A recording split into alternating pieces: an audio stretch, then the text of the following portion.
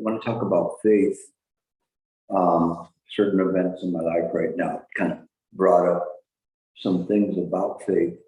I think they're valuable to share because it's very unusual. And you say, why is this Mexican up here teaching the Dharma? How strange is that? And no, it's taken me a long time to not be seen as a Mexican or a Maple or whatever, but to see as someone that presents the Dharma. When I was first starting out, and the first retreat I went to, I was already able to sit for 2 hours with no problem, and in a full lotus. That's why I saw her with a full lotus. But that was actually probably the last time that I really sat with a full lotus. I arrived at the center at CMC early, and I was sitting by myself and thinking very arrogant because I'd been already teaching Qigong, and I actually was teaching it in the college and teaching at private classes, and I thought I was it. And I thought in my arrogance, when I see Shifu, I'm just going to go, and like to say, that I'm at his level, even though I knew him and the circumstances in which I met him, he was exactly what I was looking for. I still had some arrogance in me. But before the retreat, because I was sitting full lotus, I blew out my legs before the retreat.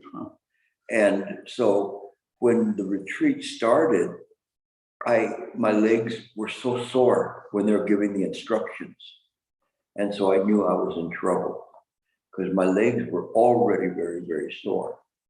And so when I was in the retreat, it was so difficult for me to sit. I just was simply sitting in this horrible condition of leg pain.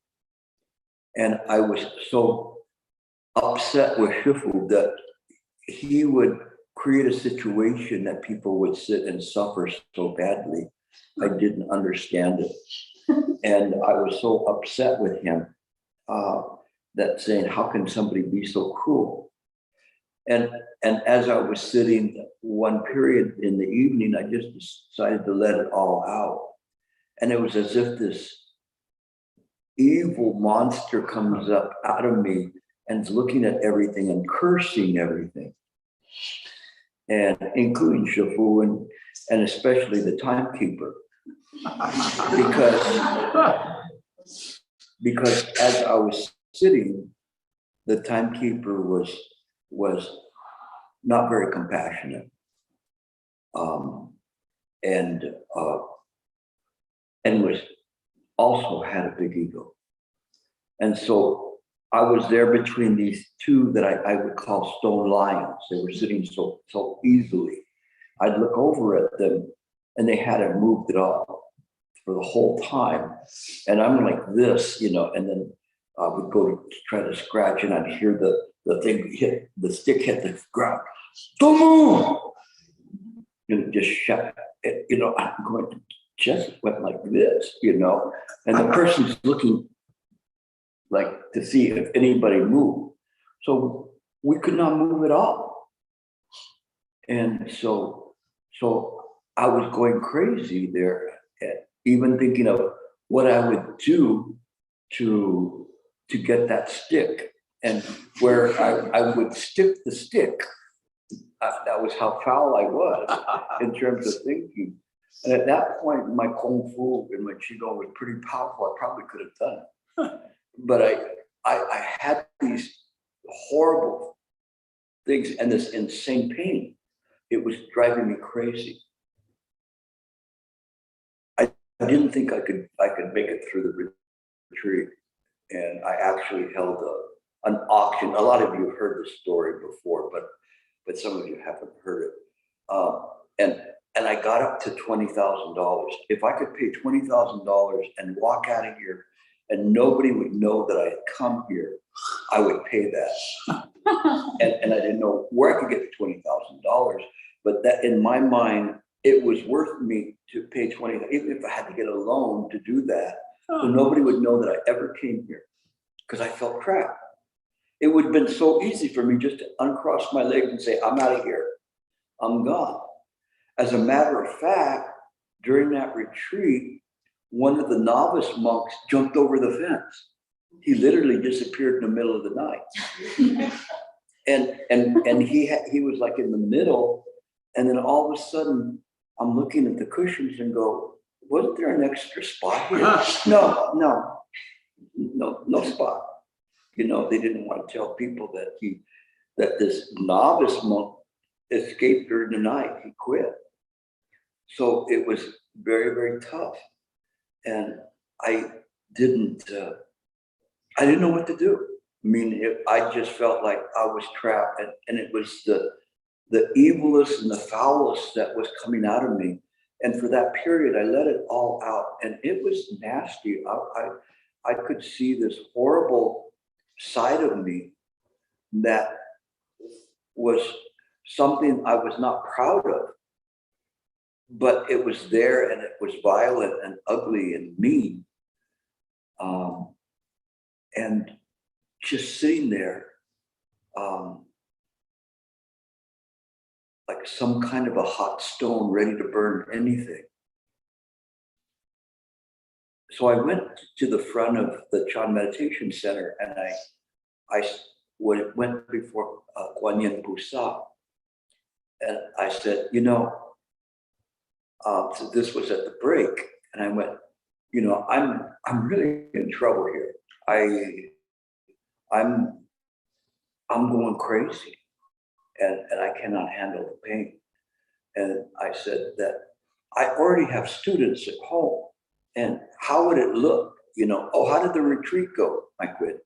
You know, how would that look? And I am so in trouble, but if I cannot quit, because if I quit, then if the people who follow me will not have faith, they will lose their interest. And at that point, I wasn't even worried about my own sense of failure as much as letting other people down. And so I just started doing prostrations and prostrations and prostrations and prostrations.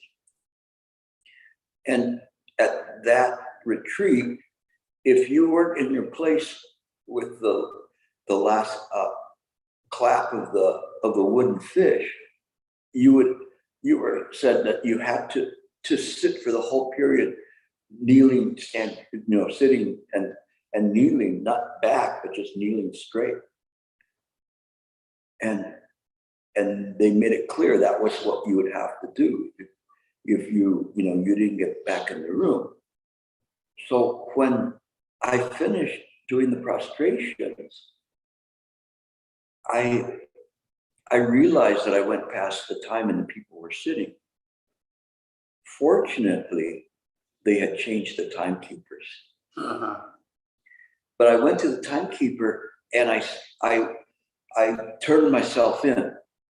It's like a criminal going and saying, okay, what's my punishment? So I kneeled next to him and said, I'm sorry, and he just looked at me and said, what? I said, I have to kneel. And he said, no, just go back to your seat. And so he was completely different, very kind. Actually, this was Goyen Fashe. What year was this? Very kind and very compassionate.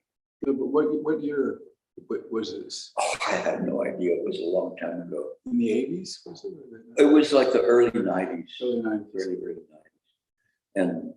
And so I went back to my seat and I sat down, and something very strange happened.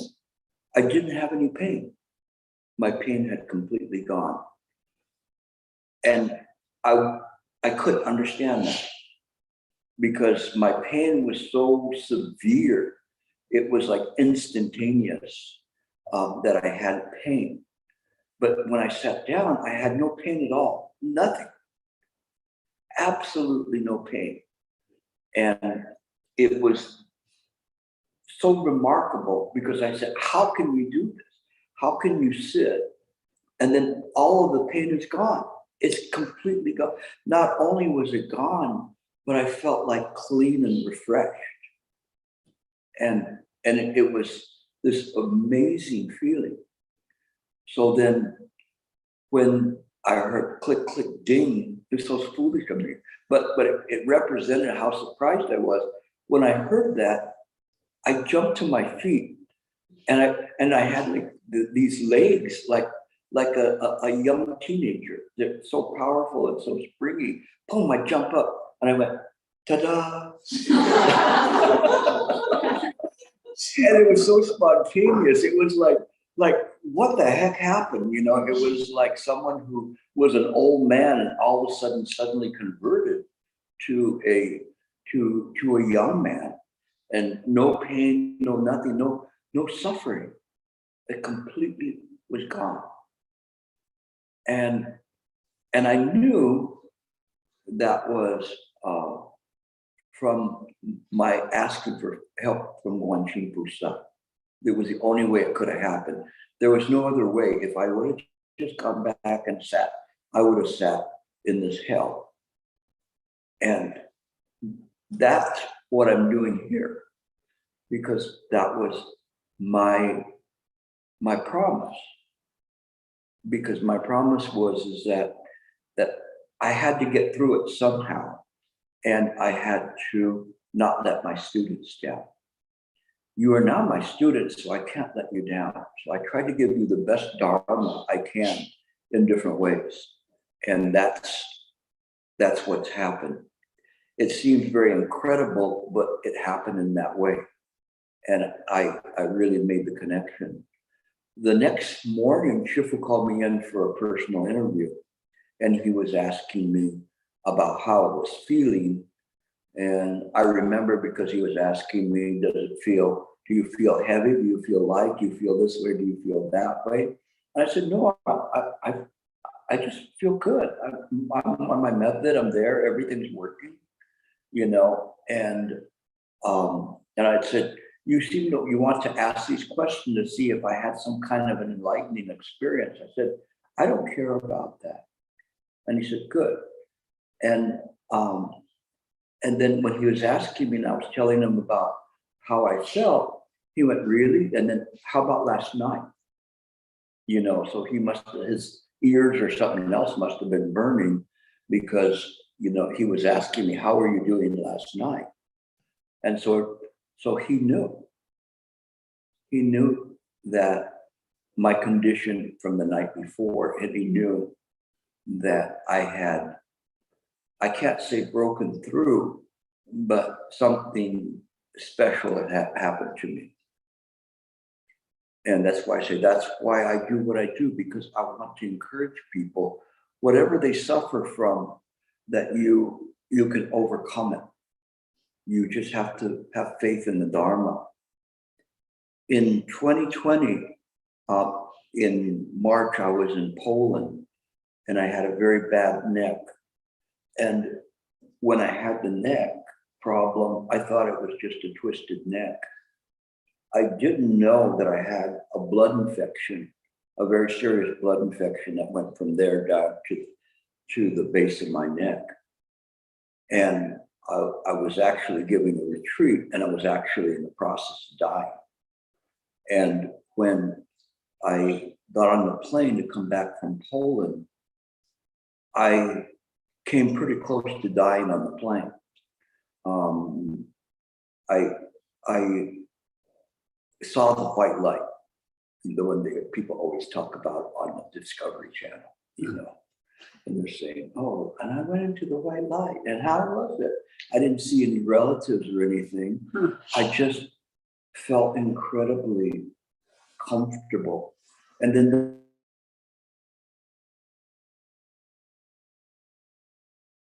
somebody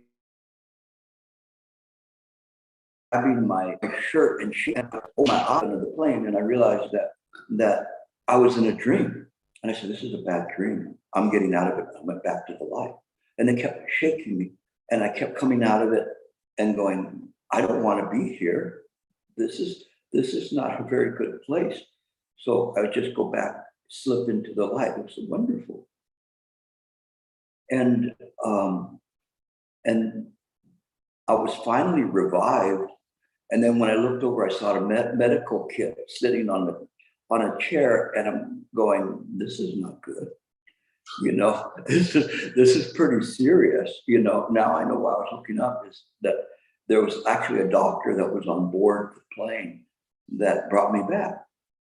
And but that's not the part I wanted to talk about, except for don't worry about dying, because it's a pretty good ride.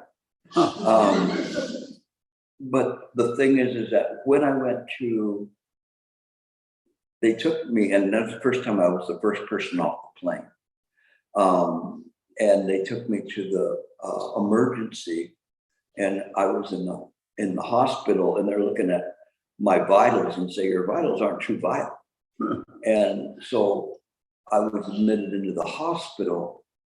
I still had this horrible neck pain, but I was so weak, so they kept trying to deal with that and trying to deal with the infection, so it wouldn't, I wouldn't go back. In terms of my whole systems, had all been shutting down.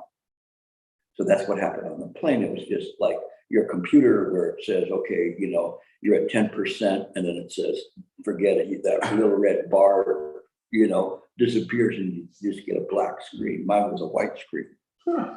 But when I was in the hospital, the good thing was they're bringing me back. The bad thing is I had this horrible neck pain, just excruciating pain. And I had thought that it was just that my bad neck, like a twisted neck.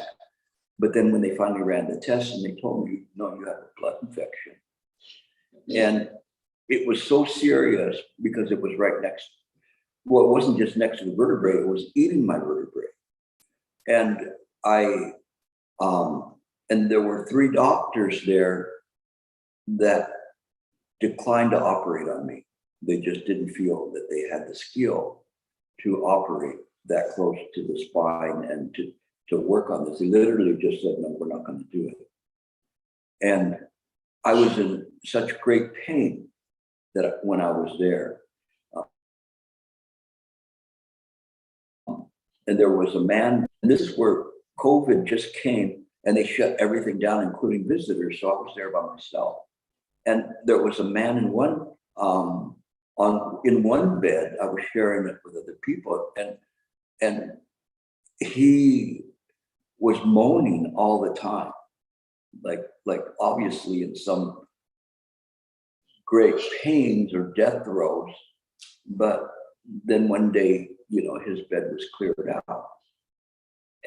But there was another man there that was like a homeless man, that was somebody that was intelligent but couldn't live in the regular society. But he smelled like he hadn't bathed for probably a decade. He smelled so bad, like very, very bad. And his personality was even fouler.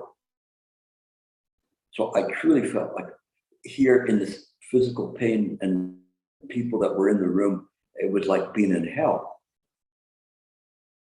The only thing I could do, because the drugs were not taking away the pain, and this is the pain that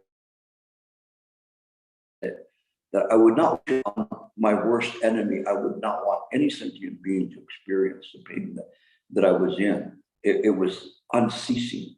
And the only thing I could do was meditate. And I meditated all day, all night long, sitting straight up. And I just meditated and kept my mind on impermanence. And so I went deeply into my faith. And the faith protected me. So when I meditated, I didn't feel the pain. I didn't feel any pain at all. And so when the people would come in and examine me, they tried not to disturb me, take my blood pressure or whatever, my injections or whatever they were giving me. Or if they gave me a pill, I would just go like that, and just take it.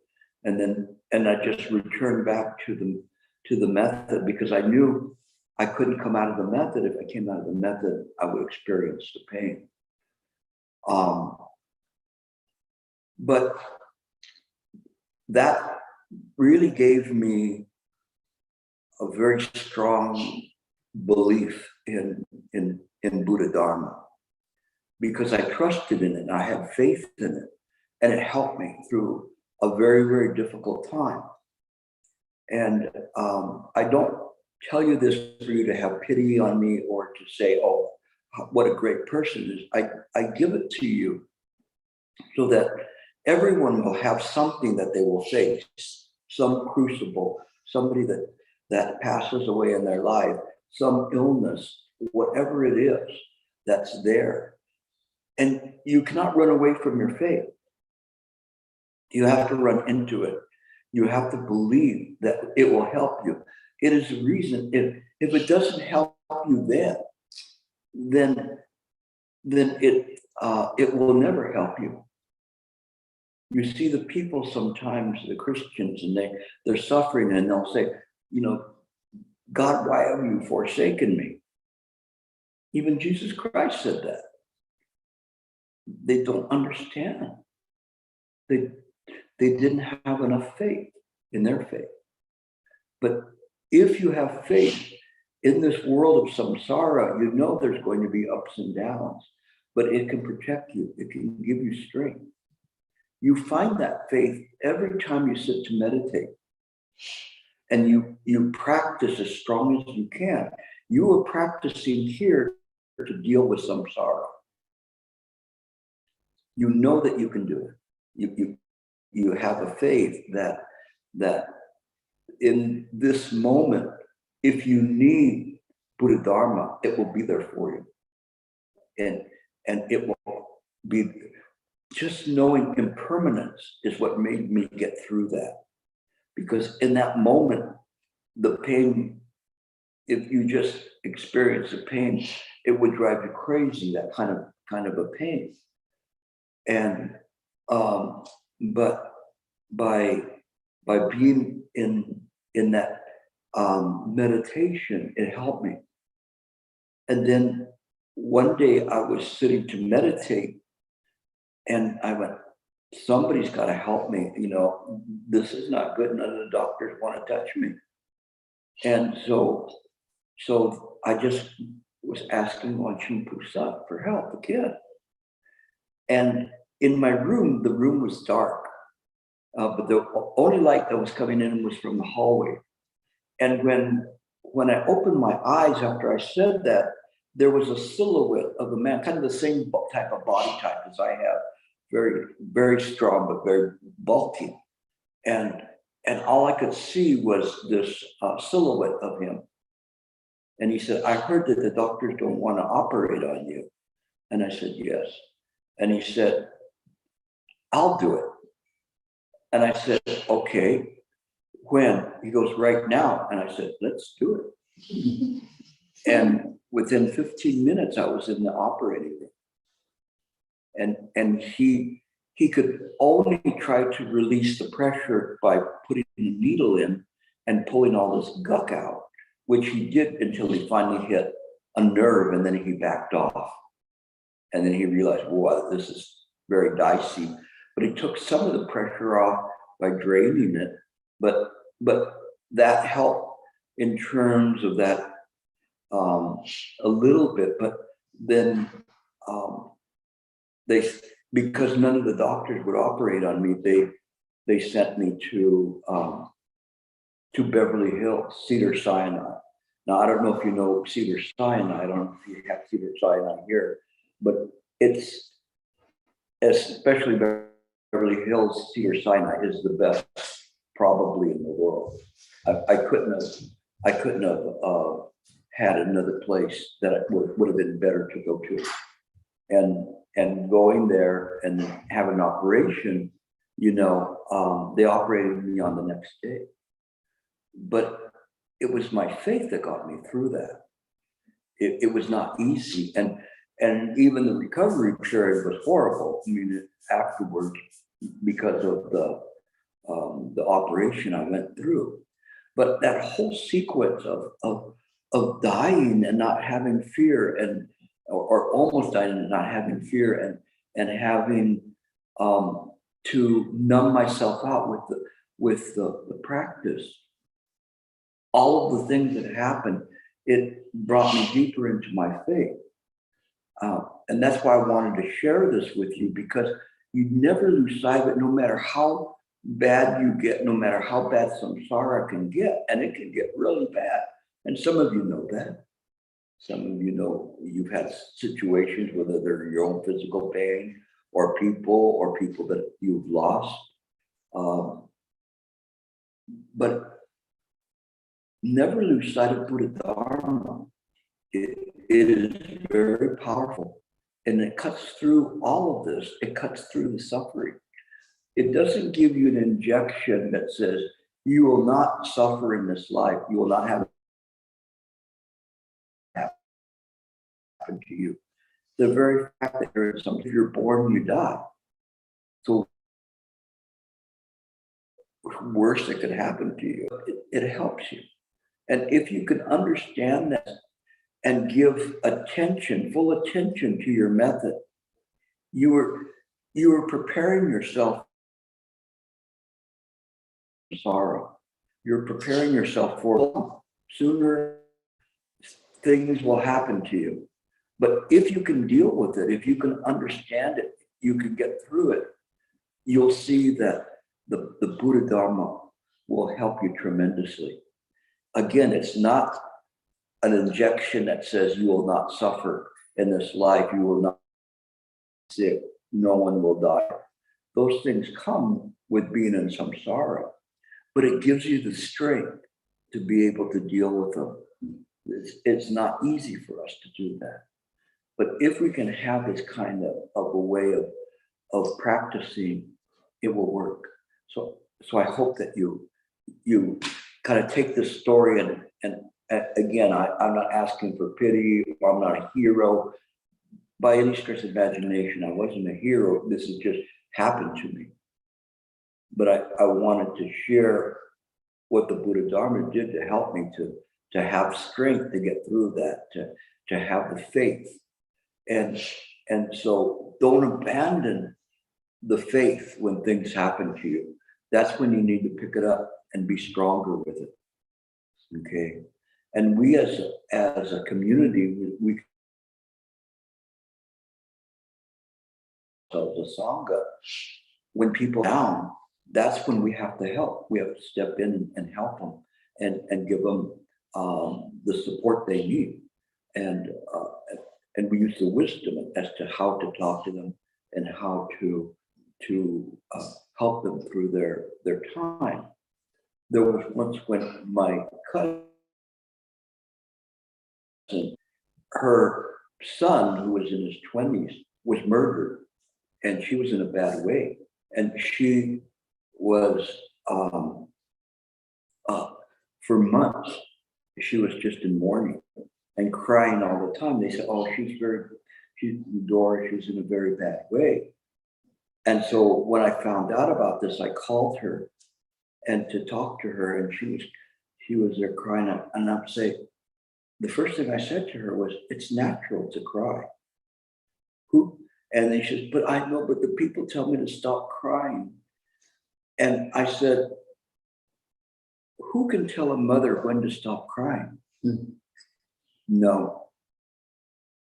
Who has that right to tell a mom when to stop grieving for her child? And it was the first person that told her that. Everybody just said, it's okay, you'll be over it. It would be like me saying everything's impermanent, that would ring very hollow. but to feel people. This is what Buddha Dharma allows us to do. Mind to mind, heart to heart. It helps us to say the thing. And you know, she stopped crying because she was just waiting for somebody to say, it's okay for a mom to grieve. It's okay. Nobody can tell a mom when to stop crying for their child. But by telling her, stop crying, it made her just cry more because nobody understood that. What she wanted was for people to feel that the deep grief of the mother. And so that helped her come out of that. And that's what we do with Buddha Dharma. It doesn't matter who it is, we try to help the people with our wisdom. Okay, we try to do that. Always be ready and willing to help people in whatever they need, but in their times of despair. Sometimes it's mental, sometimes it's physical. If we don't do this, there's no sense in sitting on a cushion. What are we going to learn from the cushion if we can't exhibit even common compassion to others? But when we can do that and we stand ready, we're like firemen, ready to put out the fire. But we know how to put out the fire, or at least we can try to do that. So please keep that in mind in your daily life. No, this has been kind of an unusual one-day retreat because we covered things from very basic to going way out to the 50 billion Buddha worlds. But I hope that you take this and you kind of digest it and see it. So me bringing it back to every day, me bringing it back to helping people. People come to me all the time and ask for help. I'm always there. There's not a time that I'm too busy to help people. It's just what we do. It's how we care. Okay. Thank you for listening. Thank you for sharing. Thank you.